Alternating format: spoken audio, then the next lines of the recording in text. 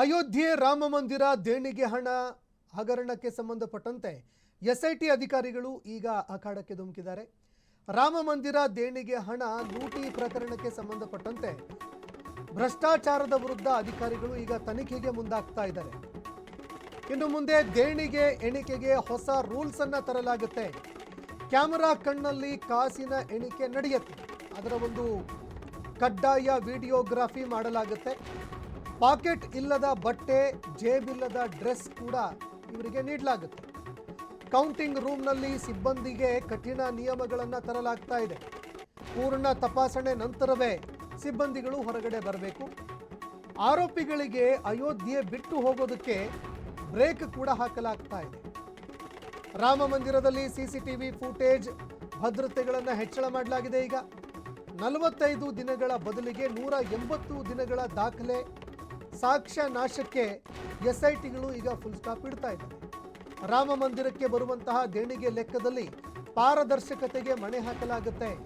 ವಾರಕ್ಕೊಮ್ಮೆ ಆಡಿಟ್, ದಿನಕ್ಕೊಮ್ಮೆ ಲೆಕ್ಕ, ಸಿಬಿಐ ತನಿಖೆಗೆ ಆಗ್ರಹ ಕೂಡ ನೀಡಲಾಗಿದೆ. ಟ್ರಸ್ಟ್ ಆಡಳಿತದಲ್ಲಿ ಪ್ರಮುಖ ಬದಲಾವಣೆಗೆ ಶಿಫಾರಸುಗಳನ್ನು ಮಾಡಲಾಗಿದೆ. ಹೈಕೋರ್ಟ್ ಅಂಗಳಕ್ಕೆ ಅಯೋಧ್ಯೆ ದೇಣಿಗೆ ಕಳ್ಳತನ ಕೇಸ್ ಹೋಗಿದೆ. ಈಗ ಇವತ್ತೇ ಲಕ್ನೋ ಹೈಕೋರ್ಟ್ನಲ್ಲಿ ನಿರ್ಣಾಯಕ ವಿಚಾರಣೆ ನಡೆಯುತ್ತೆ.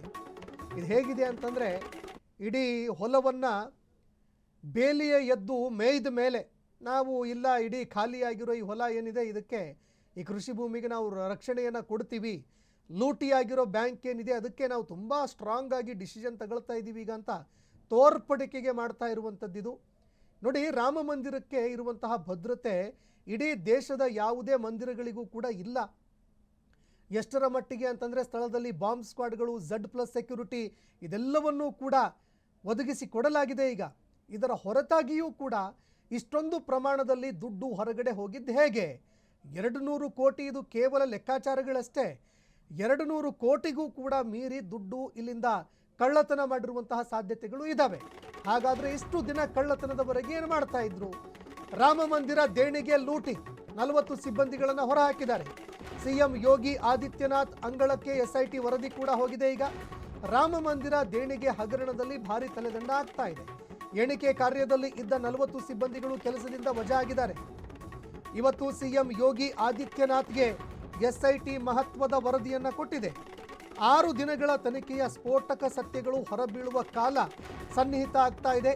ಮಹಾಕುಂಭದ ಸಮಯವೇ ಲೂಟಿಗೆ ಅಡ್ಡೆ ಕೂಡ ಆಗೋ ಸಾಧ್ಯತೆ ಇದೆ. ಪ್ರತಿದಿನ 10 ಲಕ್ಷ ಭಕ್ತರ ಭೇಟಿ ಇರುತ್ತೆ. 2 ಗಂಟೆಯಲ್ಲೇ ಪೆಟ್ಟಿಗೆ ಫುಲ್ ಆಗುತ್ತೆ. ಅದೇ ಸಮಯದಲ್ಲಿ ಭಾರಿ ಹಣದ ಲೂಟಿ ಏನಾದರೂ ನಡೀತಾ? ನೋಡಿ, ಇದಕ್ಕೆ ಸಂಬಂಧಪಟ್ಟಂತೆ ಬಿಜೆಪಿಯ ಸಂಸದ ಬ್ರಿಜ್ ಭೂಷಣ್ ಶರಣ್ ಸಿಂಗ್ ಅವರು ಹೇಳ್ತಾ ಇದ್ರು, ತುಂಬ ದೊಡ್ಡವರು, ತುಂಬ ಪ್ರಭಾವಶಾಲಿಗಳು, ತುಂಬ ಶಕ್ತಿಶಾಲಿ ವ್ಯಕ್ತಿಗಳು ರಾಮ ಮಂದಿರದಲ್ಲಿ ಲೂಟಿಯನ್ನು ಮಾಡಿದ್ದಾರೆ. ಆ ಖಿಲ್ಜಿಗಳು ಏನು ಮುಸ್ಲಿಂ ರಾಜರು ಬಂದು ದೇವಸ್ಥಾನಗಳನ್ನು ಲೂಟಿ ಮಾಡ್ತಾ ಇದ್ರು, ಅದೇ ರೀತಿಯಲ್ಲಿ ಇಲ್ಲಿ ಕೂಡ ಲೂಟಿಯಾಗಿದೆ. ರಾಮ ಮಂದಿರವನ್ನು ಕೂಡ ಬಿಟ್ಟಿಲ್ಲ. ನಾನೇನಾದರೂ ಅವರ ಹೆಸರನ್ನ ಹೇಳಿದ್ರೆ ನಾನೇ ಜೀವಂತವಾಗಿ ಉಳಿಯೋದಿಲ್ಲ, ನನ್ನ ರಾಜಕೀಯವಾಗಿಯೂ ಕೂಡ ಮುಗಿಸ್ಬಿಡ್ತಾರೆ ಅಂತ ಹೇಳಿದರು. ಆದರೆ ಈಗ ಸಣ್ಣ ಪುಟ್ಟ 40 ಜನ ಸಿಬ್ಬಂದಿಗಳು ಯಾರಿದ್ದಾರೆ, ಆ ಗುಬ್ಬಿ ಮೇಲೆ ಬ್ರಹ್ಮಾಸ್ತ್ರ ಪ್ರಯೋಗ ಮಾಡಿ ಯೋಗಿ ಆದಿತ್ಯನಾಥ್ ಅವರ ಸರ್ಕಾರ ಕೈ ತೊಳೆದುಕೊಳ್ತಾ ಇದೆ.